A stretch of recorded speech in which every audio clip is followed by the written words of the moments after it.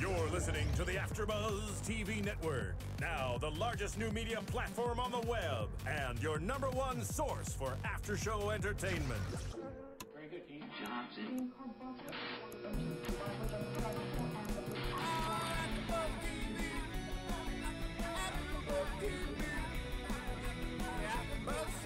The AFTERBUZZ Studios in Los Angeles, California. Presented by Maria Menounos and Bing.com and streaming live thanks to Akamai Technologies. This is AFTERBUZZ TV's Bar Rescue After Show.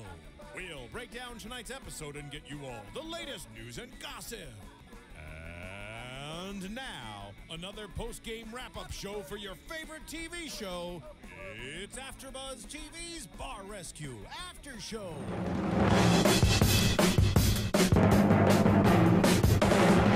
If you get in trouble, I didn't even hear bring this. it home to me. Okay, here we are. Bing is for doing, and we are doing AFTERBUZZ TV's Bar Rescue.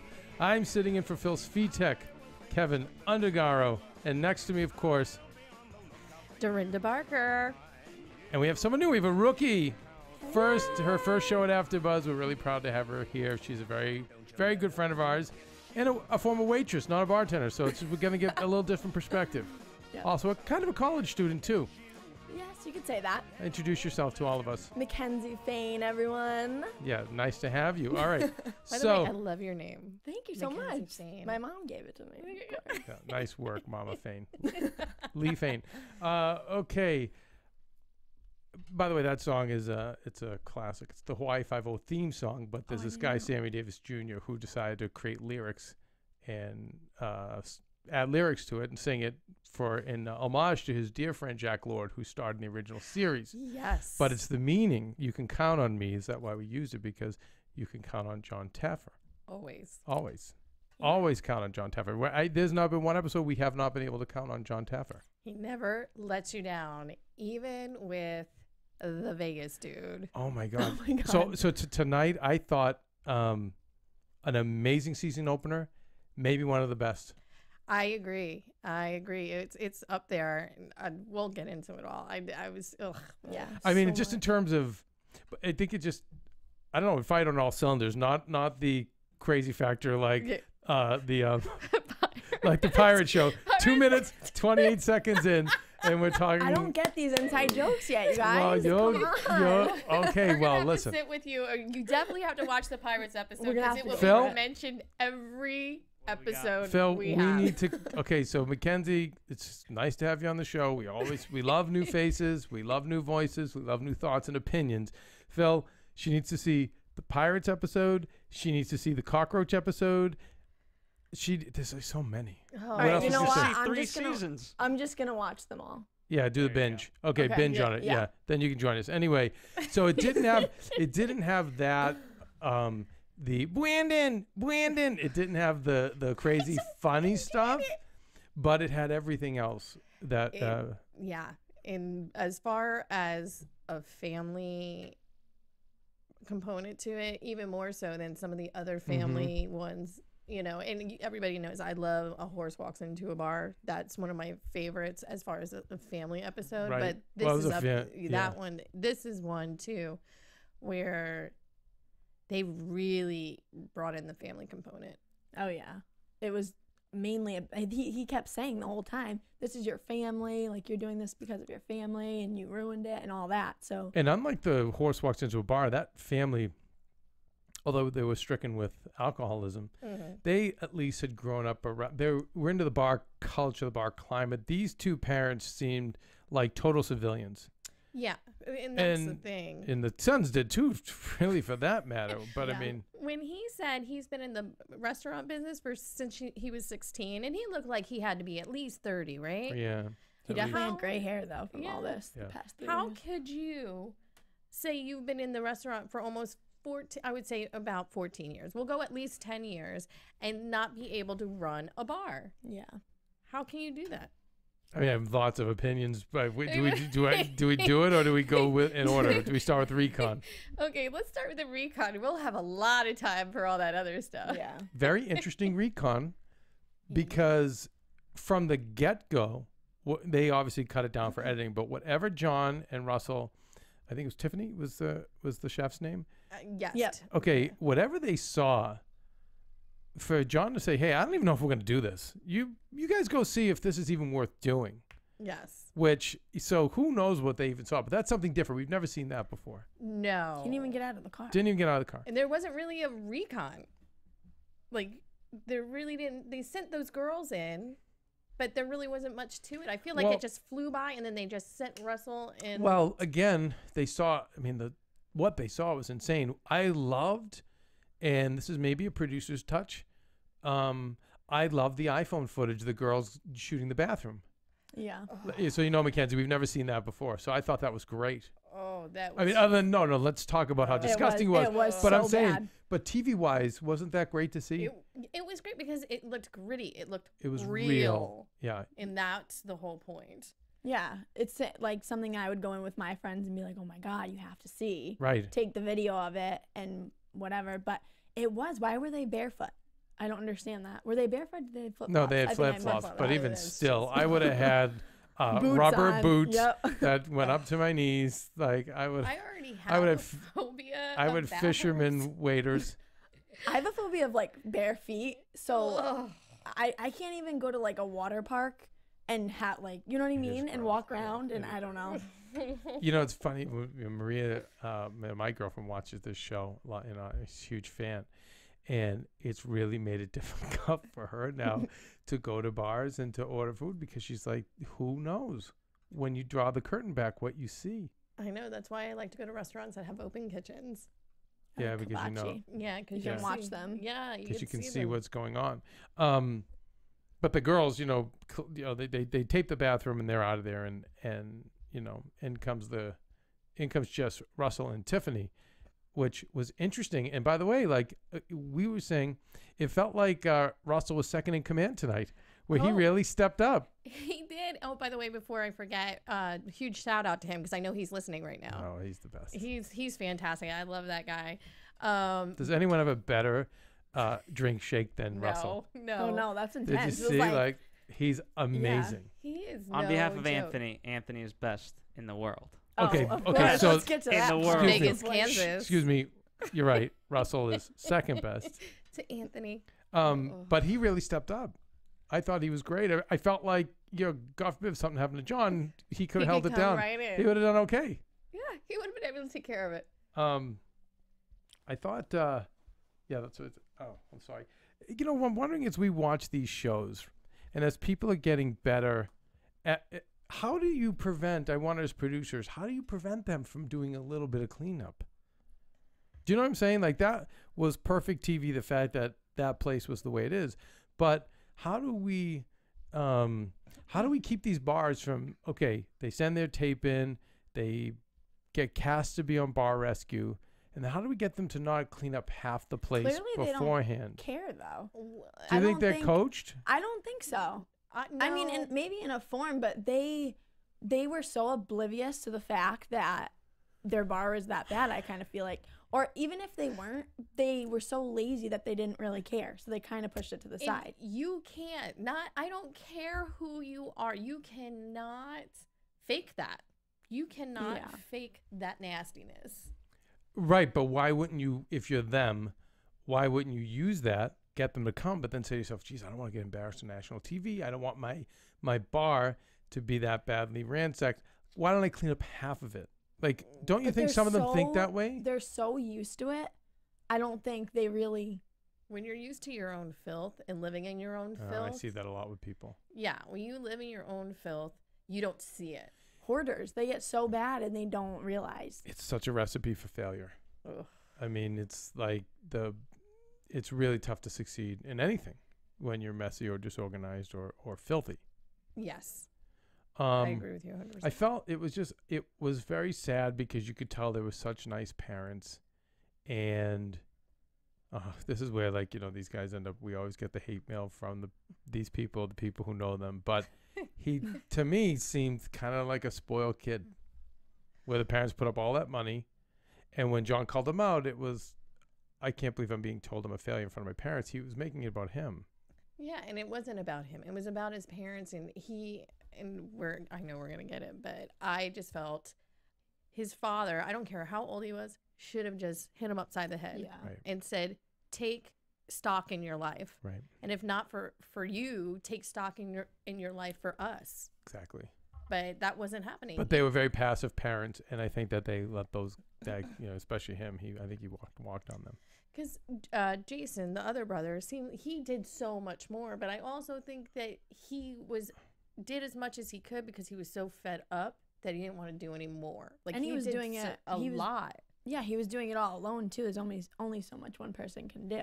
And I agree with him there. I mean, was there really just the three of them running that? I mean, let's talk about that. It felt like, I mean, I can't even say it would be like us running a bar, because I know you've tended bar. I've tended bar. Like, we'd pull it together. I mean, it really felt like a bunch of my college roommates when they were in college. Yes. At like 20, being like, oh, okay, then it's like, what, 1, 2, 3, 4 of us. Okay, do you mind, everyone? You take that bar. I'll go in the kitchen. Like, I think in the history of Bar Rescue, I've never seen such a shit show. Yeah. Oh, I think the worst ran bar that I've ever seen On the history of Bar the show. Rescue. Wow. Yes. I agree. I don't even know about the history of the show too much, but it was bad. Like, I was so shocked to see 3 of them. That was just ridiculous. Right. And like in a giant place. The place was, don't get me. Oh. What? It was so gross. She can't get over it. The grossness. I'm gonna have nightmares. I'm gonna go home and clean my room now.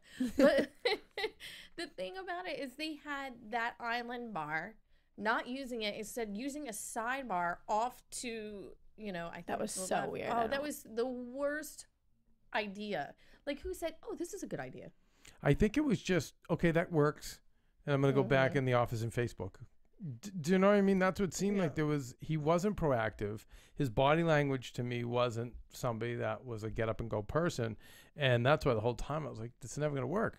It's never going to work. It was probably more of a cleanup thing too, because the island bar, did you see how it had those TVs hanging and things hanging from it? I mean, so they probably just didn't want to clean it up. It looked like something from the Middle East that just a bomb went off and they just deserted. And they just were like, yeah, we'll have raves there. There was this bar when we were younger we used to go into in Rahway, New Jersey. It was the Rustic Bar. It definitely held up to its name. And like the bar itself was chipped and nicked and everything. And I remember walking in with a friend of mine. He goes, oh, so they did this on purpose, right? And I almost thought for a moment, they did this on purpose. Yeah, I have a question for you guys. How awesome was the theme of Mexican and heavy metal? Like, does that meshed Oh my so well. forget heavy metal, but just the combination of the two. Great point. Just insanity. Her laugh is so funny. No, right? But come on, it is that ridiculous. You're right. Who thinks of these things? Yeah. They did. Yeah, okay, here it is. Bar Rescue All Stars. One-Eyed Pete.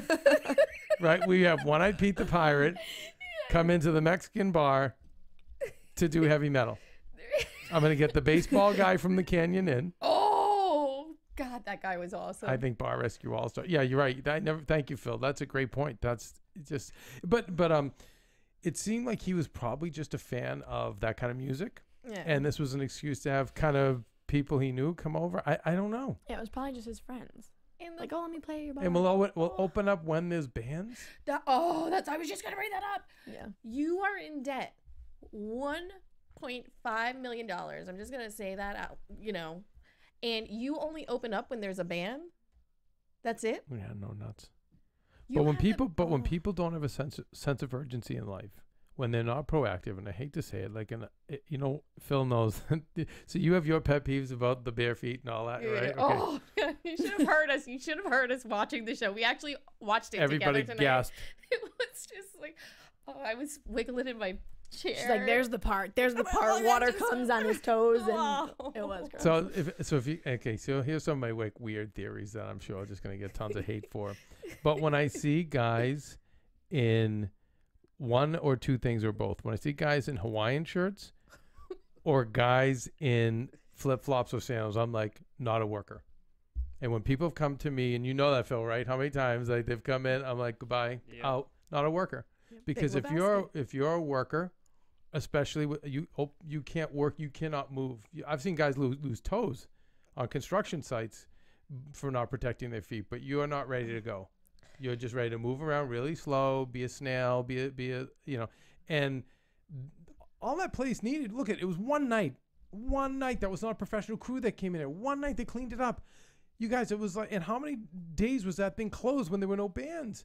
You get together, come on, family, we're coming in, we're getting some pizzas, we're cleaning the place up, and then after that, it's maintenance cleaning. This is not rocket science, but if you are not a proactive person, if you do not carry a sense of energy in your day, this is what you have. And so I'm watching this, and I'm like, oh my God, John is like screwed. He's got this amazing space. Like, we knew architecturally, it was a great space, and I was so excited to see what he was going to do with it, but I'm like, what is he going to do with this crew?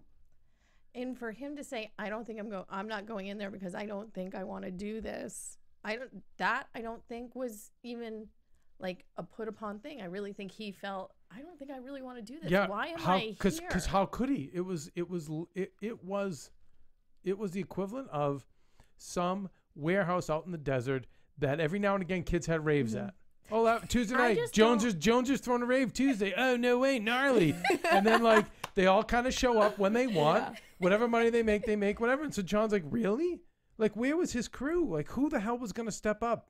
I've never, ever, ever in the history of Bar Rescue seen a staff this lame. All I kept thinking was, how do they pay for this place or whatever, and then come to work every day and say, like, I'm at my job. Like, well, how do you? I mean, I can give you one answer that I don't know. So just throwing it out there, but drugs. That's the only way you can go to work every day because you just escape.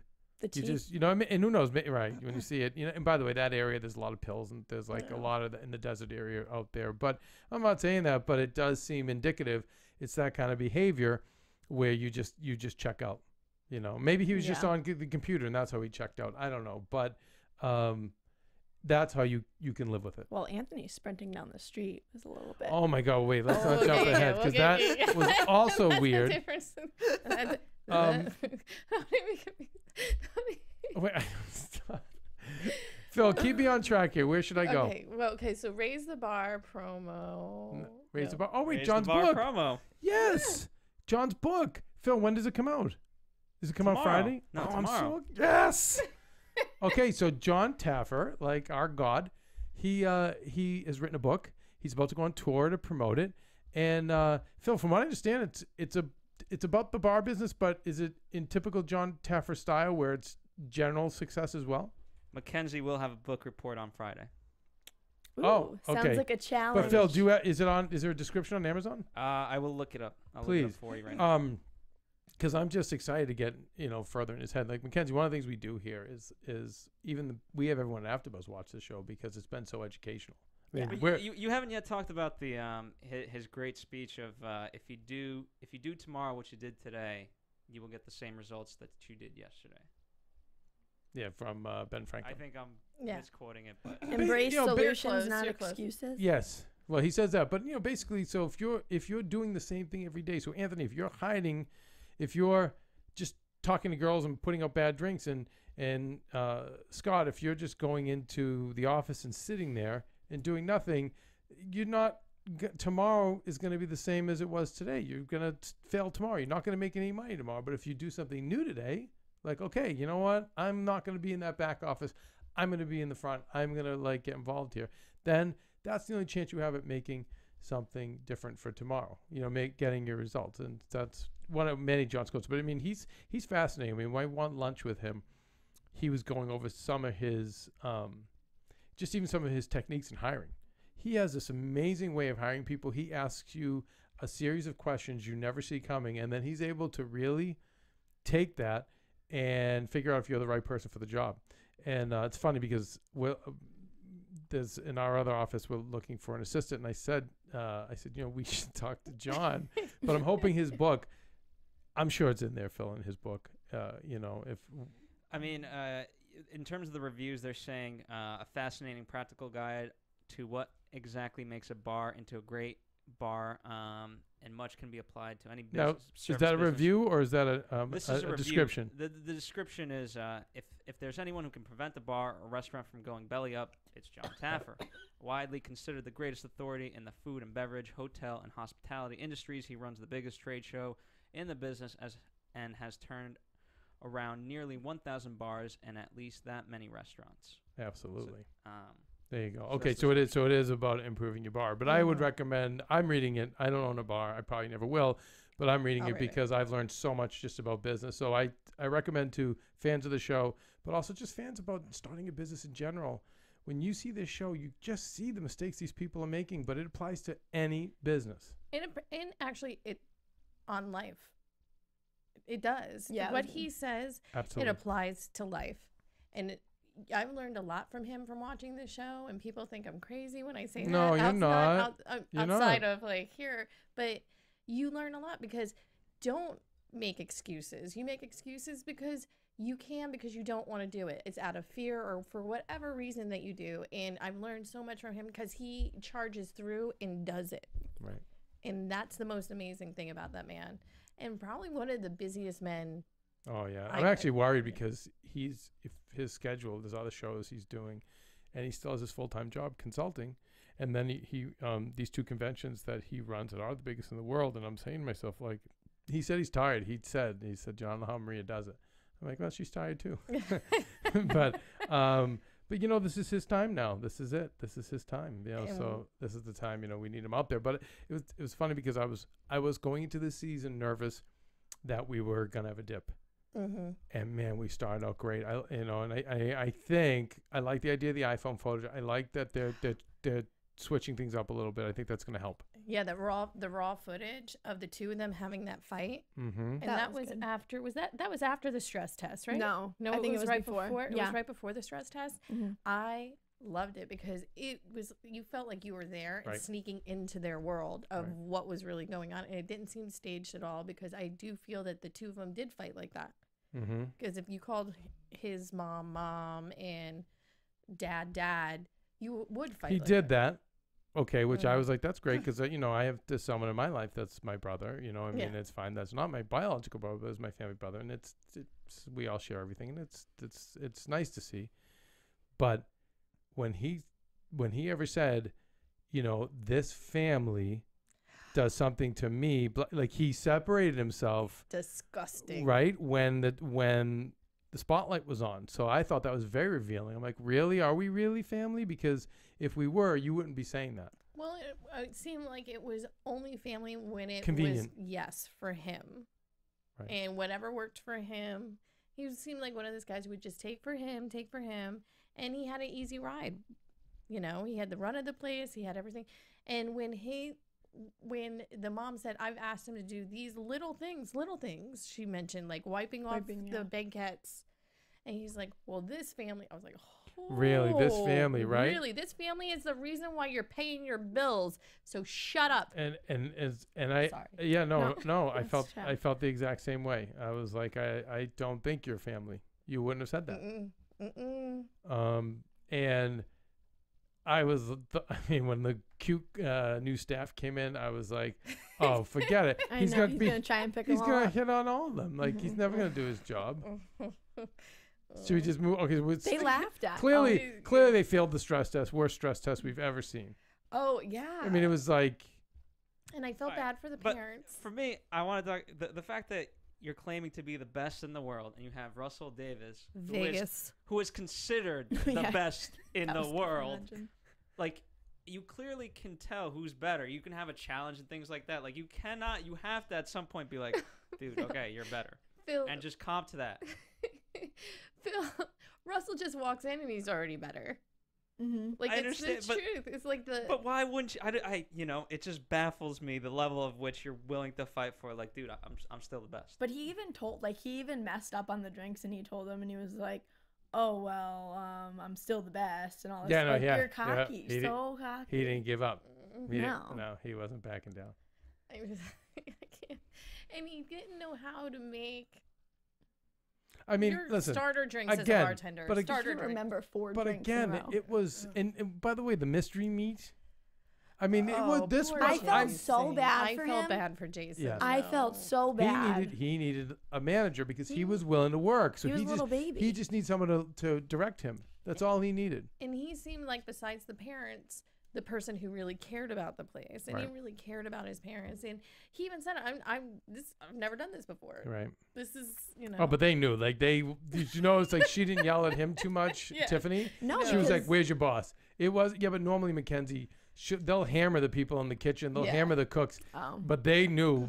They had this guy's number from with the recon. Yeah, because normally, like, if she walked into the bar, the way the bar, not the bar, the kitchen, the way the kitchen was, she would have went off like on him. Kitchen Nightmares. Is that movie? Yeah. That show? I mean. Yeah, just like that. Yeah, I they felt done so it. bad for him though. Every time he was on screen, he was just like. I thought every time he was gonna cry. I know. Well, you know what? Scott almost started crying every time. It was like, come on, you need to toughen up. Like, you're a manager here. He was but everything was woe was me. Yeah. Like his drive away, And then he came back like 5 minutes later. That's the shortest drive away ever. Yeah. Yeah. But at that point, at that point when he did that, when he started to cry, I knew we had hope, because it's at that point when you can cry and really break down in that sense, and be, I couldn't look my parents in the eye and say I'm a loser because I know I'm a loser. Then we got progress. That I agree with you. Well, that's what John always says. He's like, if I can get, when you can't live with being, when I get you to the place where you can no longer live with being a failure, then there's hope. right? And that's what he does, is he breaks you down to a point where you look in the mirror and go, you know what, this is me, this is on me. And by Anthony saying he was the best in the world, he lived with everything he couldn't do, and he knew he couldn't either. Well, he was. He really. And talk about watching the mom and tears well up in her eyes. I know that was. But then she rubbed little baby's well, back. It's her. Yeah, there you go. See, I knew you guys were gonna do this.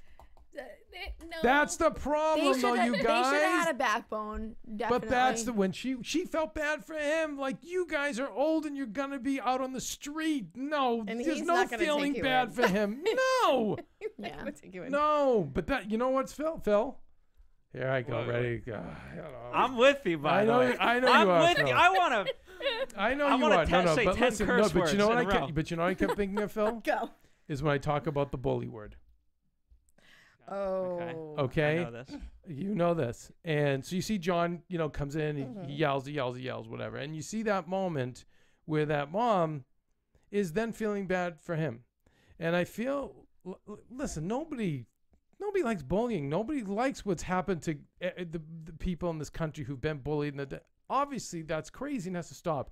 The problem is everyone under the age of 30 years old, and even worse, under 25, is so married to that goddamn B word that anytime they get any kind of tough love or any kind of disrespect, you're bullying me.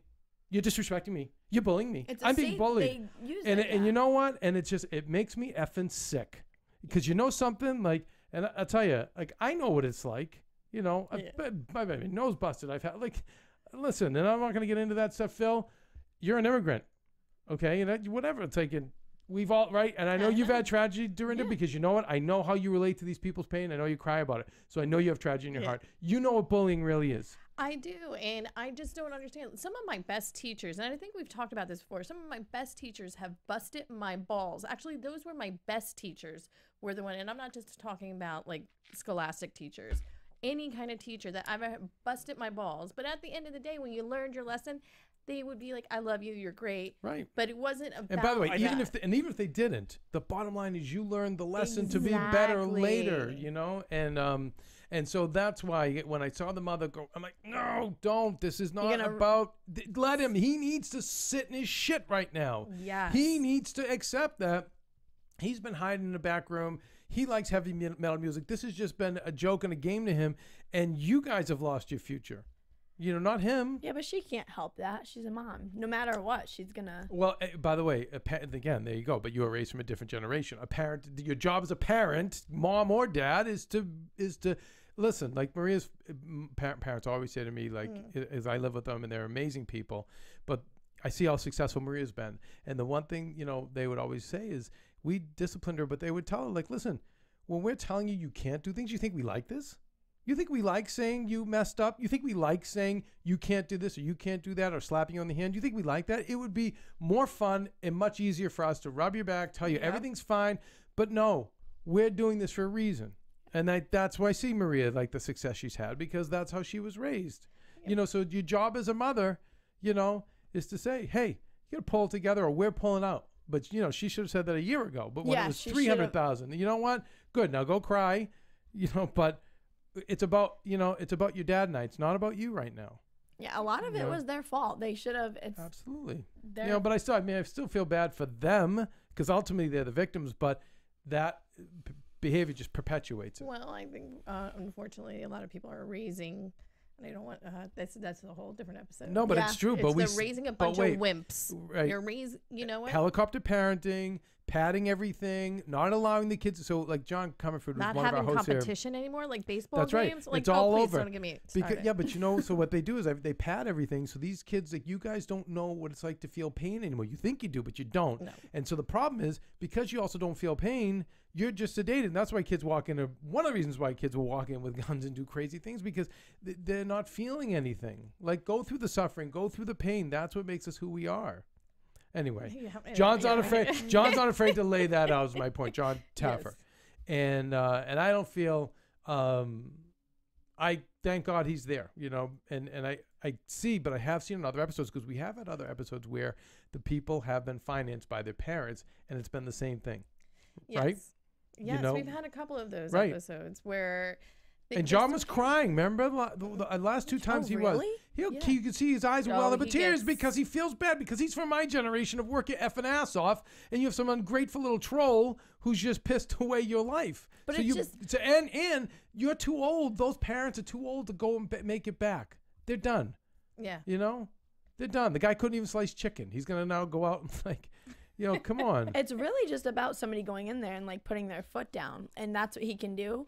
And so I feel like there's not any bar he really can't save. No. But the problem is you got to fix. He knows. Here's what he knows, and you'll learn when you watch the show. Mm-hmm. Fixing the bars, 10% of it. He's got to fix the people. Yeah, that's what I was gonna say. But you can't. That's why. I really want an update on this bar, because to see those numbers, 6,000 a night. I mean, there's every reason it should succeed because beautiful, huge, gorgeous, great location, but. Unless they kept that manager on, I just wonder how it was sustained. And by the way, you know what else they didn't get into? I wonder if he cut out the live music. Phil, will you look up and see if they have live music there anymore? Yeah, I'm looking it up. Because that was a huge stage too. Yeah, and because they had the dancers on there. And by the way, this is one of my favorite redos. Oh, by the way, I'm gonna give I'll read up on all this, but I got to give a great plug. BarRescueUpdates.com.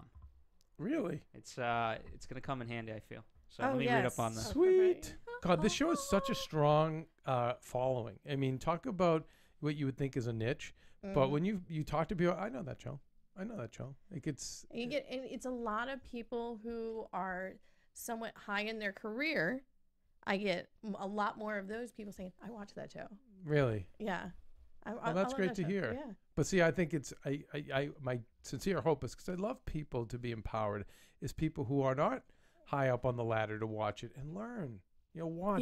You get to see everyday people making these mistakes, and you can say to yourself, you know what? That's me at my job. I need to do something different today. Why don't I listen to? I have this older person who's got experience. Why don't I just listen rather than fight? Why than yeah but like just listen. So it's like I hope that it does get through to people that aren't super successful. Exactly. And from you starting to watch it, which is I think is awesome that you're starting to watch it, where we've been watching it from the beginning, that you're going to learn so much more. I hope if if you keep an open mind, it's up to you. I mean, you could just watch it for entertainment value. Like we've had, some of the young kids that we had watch it, and Phil, that they were resistant. They're like, he yells too much. Remember?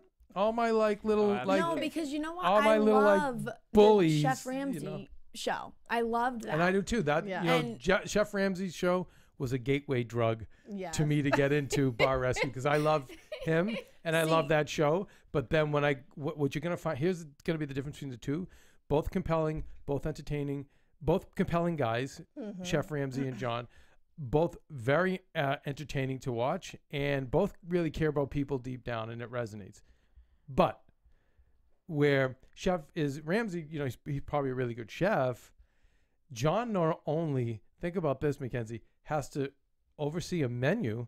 He has to also oversee a bar, decorations, signage, what what the branding is, what the name of the place should be, what's in the area. And if you look at, if now as you start watching this, if you look at the level of detail that goes into a bar rescue makeover against a Kitchen Nightmares makeover, which mind you, as I always say this, Kitchen Nightmares is a network show. It's network. Like they should be really blowing these places out even bigger and better. To me, it's almost the equivalent of like a paint job and new tablecloths compared to what John does. And again, it's the authenticity of John. 30 years in the bar business. You know, Chef Ramsay was a chef, but he also was a rugby player. John is a 30-year barman, so he can pick up the phone to Bevmo and say, "Send me this." So, you'll see. Watch as these episodes go on. You're gonna see like jukeboxes you've never seen before, sound systems you've never seen before. Like the level of detail that go into these bars for this show. That's why for me. And I do, and I love, I love Nightmares, but that it's to me this was like it's a whole. And he's a therapist too. Yes, you'll watch. But Ramsay, Chef Ramsay can be too. Yeah, he can be too. He can be too, but John again just takes it to another level. You know. Yeah, he's so awesome. I love that guy, and he's gotten to have lunch with him. We've gotten to meet him, and just an awesome human being. It was funny when you said when we were watching, you're like, "Here comes the sheriff." Because he he's is like this big guy that comes in and he really he does have the sheriff he came in when he came in it was and they really he is really respected revered by Tiffany and Russell too, which is awesome. And would you see the progression of the show when you start watching from the beginning? He would just walk in at first and and then he'd get in the bows, but now if you're noticing there's an aura and an awe that the bar owners have now. When he comes in, they know it's John Tapper. Even Anthony, though, when he was like, okay, he's here. No, I really think that's him. He's here. Right. Because I know that truck. Yeah. That's it. It's SUV. It's outside. It's outside. I see it. But he's earned that, and it's awesome, and that's why, he is who he is, and it's great to watch. And he comes as Wyatt Earp, and I love it. Oh, he's just, So, you'll see so let's talk about the renovation. Okay. I agree. I thought one of the most beautiful. But by the way, I knew because architecturally that building was great. Yeah, it was, I think, as far as a bar that we've seen, one of the most beautiful bars, even before architecturally, before he touched it. Oh my God, yeah. Right. Like from the outside. It was like, I could see it in Florida, those really nice tropical. Yeah. Or like bars. Even Universal City Walk, it just seemed like it was a big theme. Right? Yeah, it was just. It's like a beautiful girl from the outside, and then you walk in and you're like, oh, that's a woman. You're like, that's a whole different story. Like, that's exactly what it was. Right. and so anyway, if you guys are listening on iTunes and you want to check us out on YouTube, McKenzie wore the right shirt. Yes, she wore her Arizona pink colors, and I loved the theme of 1950s Cuba. It was perfect because it fit so well with that building. Yes. The bright colors were awesome. Yes. The bathrooms turned out amazing. What about the banquettes? You couldn't even see them before. Right. And then he painted them all white and red. And see, that was nice. And that seating section. I like the modernness of it. Mm-hmm. It was more modern. I don't. When I saw it, maybe I kind of take this back now, but I wrote down I wanted it to be more modern, kind of. Yeah.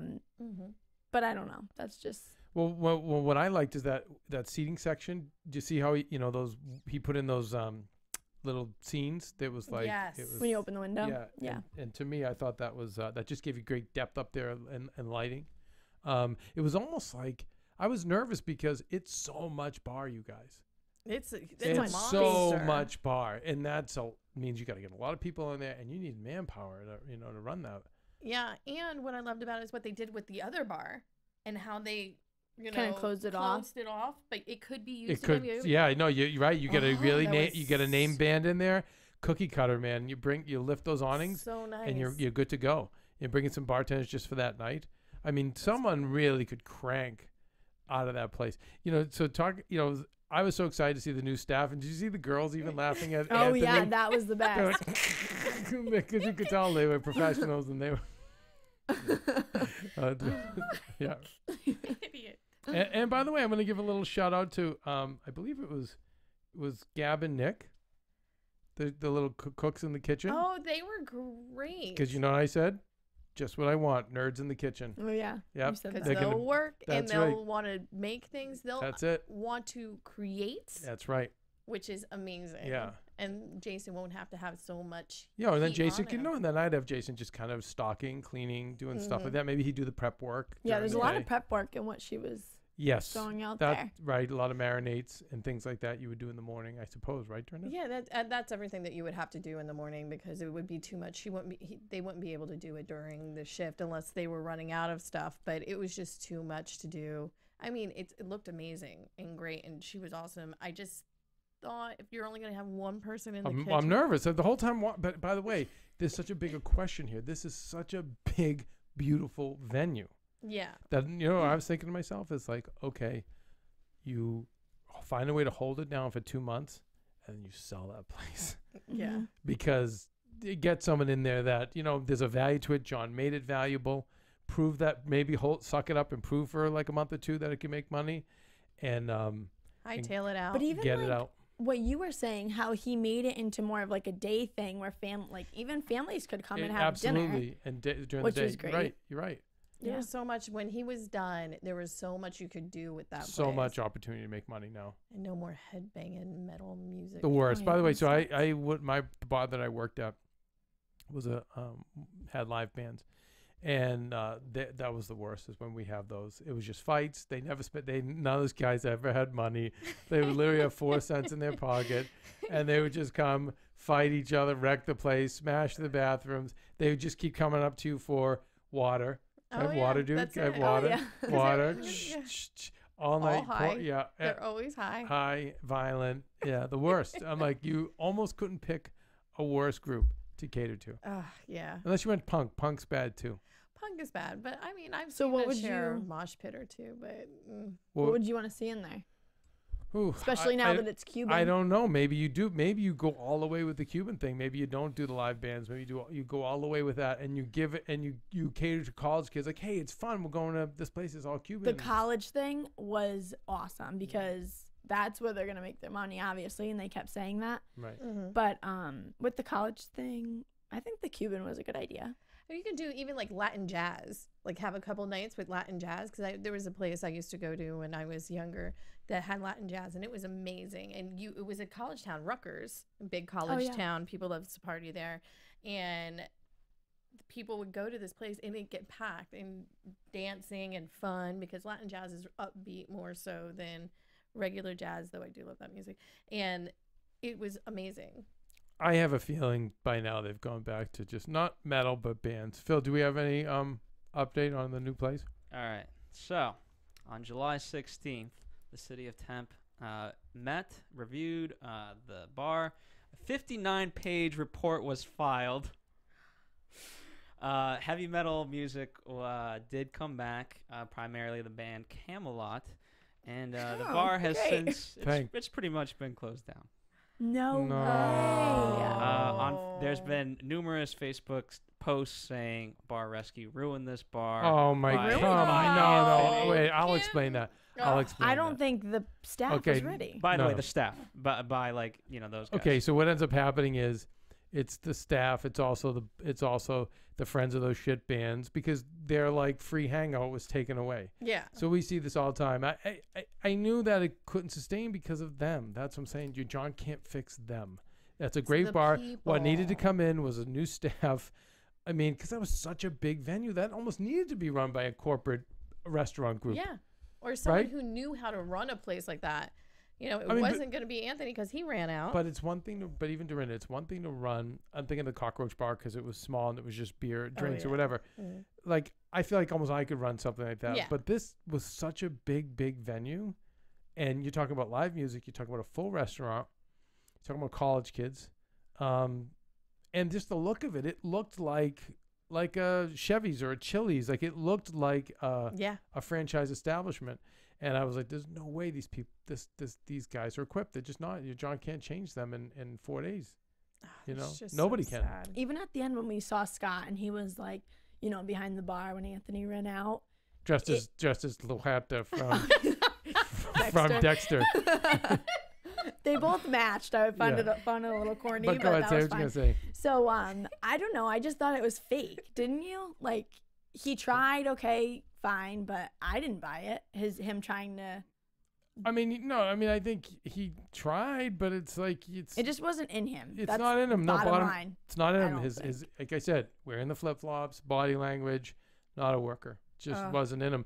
But we should at least talk about, so we can get more hate mail. We should at least talk about Anthony walking out. Bad teeth, Anthony. I'm sorry. Best We're gonna get in the those world. fixed, apparently.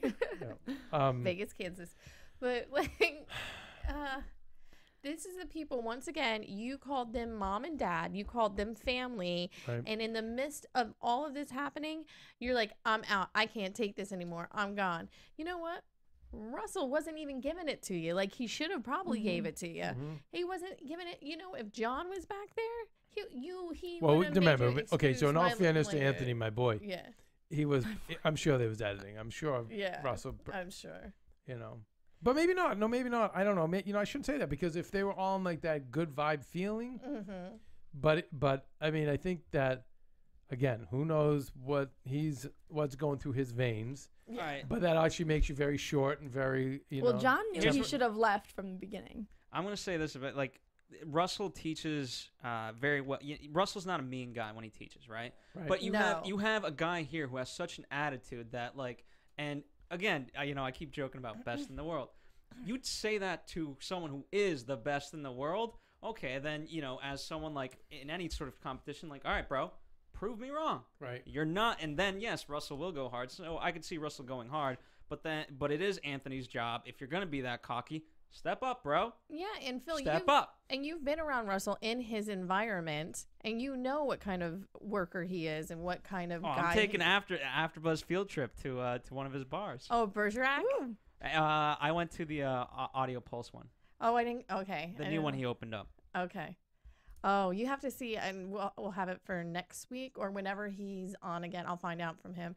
But there's this video, and it's at Bergerac, his bar Bergerac, and it looks like it's about 15 glasses, pint glasses with beer, and then whiskey. Like, so there were, I guess, car bombs of some sort. And he does this thing. I guess he's known for like blowing fire. No way. Yeah, it's his thing that he's known for. And he takes it, blows fire on all of the glasses at once, and then the shot glasses just fall perfectly into the glass. Wow. That's not. It's pretty amazing. I wanna see it. I'll get it. I'll bring it in. I had it on my Facebook and I've shared it and stuff because it's awesome. Let's talk about so Anthony. Getting back to Anthony walks out because I still again going back to the iPhone footage which I love. What was with the full sprint? Oh my god, yeah. Can you Wait, I think he dropped something. Something fell. I'm pretty sure. And then he picked something up, or he fell on the ground and then got And it back up and just- started running. I mean, No, he was full tilt running, like to just trying to get. He didn't want the camera to see him, or I don't understand. Like, was he trying to? It's almost like he was doing something he shouldn't have been doing, and the camera was on him, and he saw just it, and he just booked. Yeah, yeah. hilarious. It was Just funny. seeing him like just waddle You can't down. edit. You can't edit that stuff. No. No, you can't. Like, he did something. Wow. Oh, Anthony. Man. I was so shocked when he walked out. I thought he was so cocky there to like prove everybody wrong. Usually, like, yeah, and usually by that stage in the show, they have either gotten out or gotten with it. But again, I'm liking the way they're producing and directing this. I like that we're going off script. I like that. You know, yeah, he didn't make even the renovation after the renovation. I love that. And you know the thing about And he needed to go anyway. Oh yeah. What did you call them? Vampires. What I say, I always anyone who like just sucks energy or doesn't Yeah. contribute is to Energy me is vampire. a vampire. As a vampire, so Yeah, it's like, and he was definitely one of get those. out of here. It's just a vampire, just hitting on girls and just doing lame at his job, and no. have bad teeth. Yeah. and all that. Yeah. Phil, anything else? If you guys keep talking for 10 minutes, I can get Russell on the phone. Oh my God, I don't think I can make another 10 minutes. Is he? Oh, did he text you? Yeah, we've been kind of texting back and forth, but he's slammed right now. All right. But yeah, I don't Okay. think it's gonna work Well, out. Phil, no, but Phil, we get some information from him and then talk to him next week. Like even at the opening of the show, if he can give us just an update on what his memories are of. Oh, actually, he's available to call in. So okay, perfect. you guys talk for like 30 seconds, and I'll dial him in. Okay. So okay, can we talk about? We'll go back to the recon real quick of the poor mom carrying the tray. Oh, that was so bad. No. And she's like, here's one, here's two, hold on. I'm going to go get three. But you can't yell at her because you're like, no. That's someone's mom. Yeah, Why but is she shouldn't have even been there. But John, you mean John? No, John didn't yell at her. No, John Who- didn't. No, Anthony? John was just there with his arms folded. Yeah. Oh, he was quiet a lot of this episode. Did you not? That's something I picked up this time. Yeah, I didn't know if he was just like that or. I don't know. I felt like he was this time. I mean, he did have a lot to say, but normally he's like, Okay, can I tell you why it seems like that? Mm-hmm. Because of the iPhone footage, you just had so many other moments. You had Russell, you had Tiffany. That's what I feel like. I feel like there was just so many other things going on that we just had less John. All right, guys. I believe I have Russell on the phone. Russell, hello, sir. How's it going, guys? Good. How are you? Pretty good. Running around, but keeping busy. So I love it. Another great show tonight.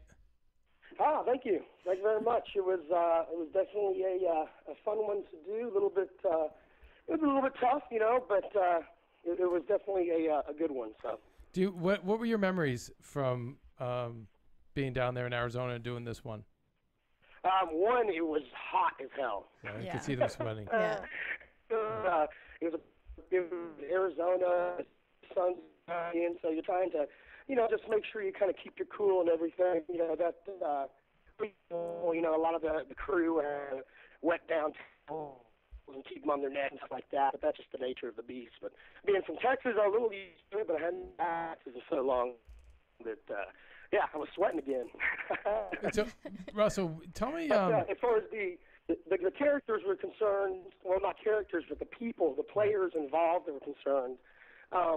It was just really, it was an interesting dynamic between everybody, and I thought it was really great that it did show how Scott really does care, but maybe he was not the best at leading that bar and managing that bar and doing that kind of stuff. And then Anthony, I've worked in this industry a long time, and I've climbed up this ladder, and I've worked really hard to get where I am. And I've seen other people in this industry that have worked really hard to get where they are. And so, like, whenever we found out that he was saying that he had worked at Vegas, and you guys didn't see this on the show, but he listed a number of bars. John called his connections in Vegas, and we, I called a couple of my friends, and no one had heard of him. And so to lie about that kind of stuff and to fake that kind of stuff, that really bothers me. It bothers me tremendously. How shocked? It still does. How shocked were you when he said he was the best in the world? We laughed. I had heard him say that a couple of times, on the camera before we went in, like when we were doing the recon and stuff. I was pretty shocked when he actually said it right to my face. I think he might bow down a little bit, but yeah, he was unbelievably cocky and just for no reason at all. And it was really uncomfortable. It really was. He was also terrible. It seemed like as a bartender. I mean, would you say he ranked as one of the worst ones you had? Oh, he was just absolutely terrible. And then it's one thing to be a certain way, but then to get into fights with people with with Scott and stuff like that, and in those arguments to say things like man up, bro. Mm-hmm. But when in the end you're the one that's running out of the building because you don't want to be seen. Right. Running down the street. He was in the Olympics. That's how fast. Took off he just. And the thing is that it's relaunch, so we weren't. It's a process. A lot of this is what John does is very much like the Socratic method, which is what they use in law schools, the military uses it, sports teams use it. I mean, fraternity pledge shifts are kind of based on that. And it's during that stress test is when you're breaking people down, you're showing them their faults, you're applying that kind of pressure to them. But during relaunch, we try to keep the attitude much more positive as well because we're trying to make them succeed. We want them to learn all these things. We're trying to. They're under pressure, quite a bit of pressure already, but we're trying to calm them. So I was actually really surprised because you know, it wasn't like we, you know, I just kind of walked up to him. I think he was one getting embarrassed that these ladies we brought in were better bartenders than him. And then on top of it all, you know, like I walked by a couple of times and I was like, dude, you need to really man this up, and your attitude sucks. Mm-hmm. And I wasn't laying into him, but just letting him know, you know, because inherently you got to be the success of that business is going to be dependent upon the attitude of those bartenders. And then, you know, the next thing I know, he was just gone. And I heard that he was running out of the building. And so I think the cameras actually barely caught that. I mean, he ran out and like took off his shirt, laid it down, and then kept on running. Like returned all the things that were, I guess, the bars. The hat. And just kept on running. Just. Well, they caught it. They caught it. We saw them. Yeah. Oh yeah. It was a pretty interesting situation. Yeah. Especially on relaunch. I mean, I think that, you know, a big problem that he had with it was that, you know, that they wanted that heavy metal thing. Right. You know, they were into, not only were they using that venue to play heavy metal and stuff, they were into it. And sometimes you got to realize that, you know, bars are a business, and it's not supposed to be the place that you necessarily want to hang out to or into. That's what it was. Business. That's what I said. I thought it was I compared it to like an old abandoned warehouse out in the desert that they could go have a rave with their buddies. That's what it felt like to me. Yeah, exactly. That's exactly what it felt like, to tell you the truth. Yeah. And he was mad. He was out for himself. It's frustrating to watch. Was he? Yeah. Was he a drinker too and a partier? Anthony? Yeah. Oh yeah. Yeah. So. Oh yeah. Very much so. I mean, you know, and I don't know about Scott that much, but I think they were, you know, I don't know if Scott was, you know, because we didn't kind of catch that or see that when we were there. If Scott was like a big drinker and we was there, I just think he was kind of lazy and just kind of stood in the office the entire time. He seemed depressed too. Yeah. Yes. Yeah. He seemed manic. There's that point. I mean, I feel bad for the guy, you know, because he is a nice guy, and I mean, you could just see his excitement on that relaunch of how cool it was and how proud he was of what John had done. And, you know, John, he learned a lot from John. You know, I mean, John's a great guy, and John really is. He's this just being around him really inspires you, and he's become like very much a brother figure to me, and so it's been really, really nice working with him, and you can see that, and Scott took a lot of that in, which was great. And I think you really saw it towards the end of the episode, that excitement that he had. It just was too much bar and for this one kid. I think, you know, I knew when I was like, there's no way this kid is not equipped to run this big, beautiful bar that you guys created. Yeah. I mean, it's one of those that, you know, we have as much time as we have there, and we can change as much as what we want, but sometimes you can't. And maybe even if we had all the time in the world to train him, he could possibly never be the best, you know, for this business or right for this business. Right. No, but we did learn that if anything ever happened to Taffer, you could definitely fill those shoes. We were saying, this was like second in command. Had to step up and run. Had to run the Enterprise. I loved it. Well, thanks. You know, that's actually a really nice thing to say. I mean, he's a great man. So that's quite a compliment to me. I mean, I talk to him about once a week, maybe once every week and a half on the phone, and it's always nice. Sometimes it's about the show, sometimes it's not. Sometimes just talking, and he's a really, really inspiring guy, and he knows a lot. You know, he really does. He looks out for the people that are around him too. So that's awesome. Yeah, that's really good. You can tell that in him. Yeah, he cares. He's very much that, you know, that very much that Godfather figure. Yeah, it's the East Coast. Yeah, that's what we say. Well, he's wait now. Russell's Texas, so you know. No, but Texas. I have a lot of friends in Austin. I have a nice group. I have probably about 30, 40 friends from Austin, which is crazy, and they all live there. And you're from Austin too, aren't you? Right in that area. I went to school at the University of Texas. I actually grew up in a 400-acre peach farm in East Texas. In town of 80 people. I actually have like a really thick. Used to have a pretty thick East Texan accent that I kind of took classes in college to get rid of. So. Oh wow. Yeah, we talked about that. But I turn it on and off every now and then, or when I'm getting like really passionate about something, I'm just not get concentrating, and it really starts coming out. It's me and my Boston accent. It just Yeah. gets worse, worse and worse. Exactly. You get me ranting, forget it. Russell, so where can we find you? Because we have to wrap up. We're going into an hour now. Oh, no worries. You know, the best place to find me is on the internet now. It seems like at Russell_Davis on Twitter, or you can also go on Facebook and Facebook.com/ mixologist Russell Davis. It just seems like I'm always on the road these days, and sometimes I don't know where I'll be at the next week, but that's kind of fun. That's for a good me. thing. No, that's a good I just thing. opened up.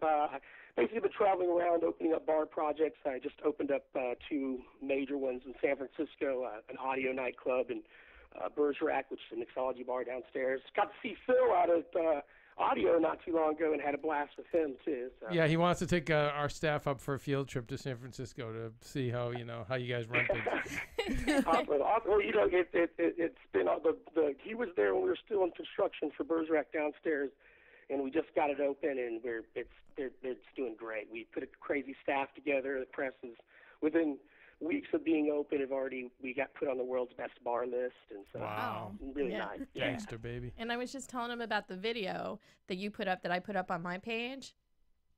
The fire drop video. shot. The fire video. Yeah, awesome. Yeah, that was the fireball and cider shots. Yeah, it's a little thing. Man of to many put on the menu. talents. All right, well, Russell, I'm going to talk to you, I'm sure, as the season goes on. Thank you so much for bringing us the entertainment thank doing you for guys. coming in. I appreciate the support, and you know, John and I are huge fans of you guys just as much as you guys support us. So I'm very, very appreciative. I'm so excited. Yeah, we love that. We love hearing that. All right, Russ. Thanks, buddy. We'll talk to you soon. Awesome. Take care, guys. Okay. Bye. Talk to you later. All right, so where do we find you, Dorinda? Well, you can find me at Instagram, DorindaB1, and on Twitter at Lula Cherry Films. Oh, nice. And McKenzie, can we find you anywhere? You can find me on Twitter at McKenzie Fayne. I'm just Keven. leaving the silence to be awkward. I don't know. Thanks. I know, at Undergaro, I never use the Twitter, but you can find me there anyway. Phil, where are you at? PD's VTech? Follow us here at AfterBuzz TV on Facebook, Instagram, Twitter, all that fun stuff. Rate, comment. Let us know what you guys are thinking. It's always fun to get your guys' comments, so please continue to do that. We love the support of this show.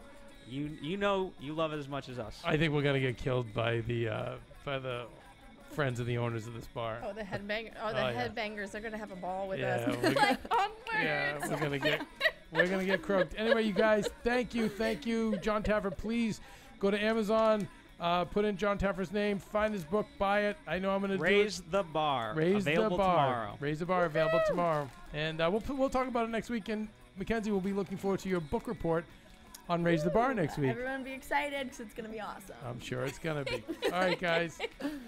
From Bing.com, executive producers Maria Menounos, Keven Undergaro, Phil Svitek, and the entire AfterBuzz TV staff, we would like to thank you for listening to the AfterBuzz TV network.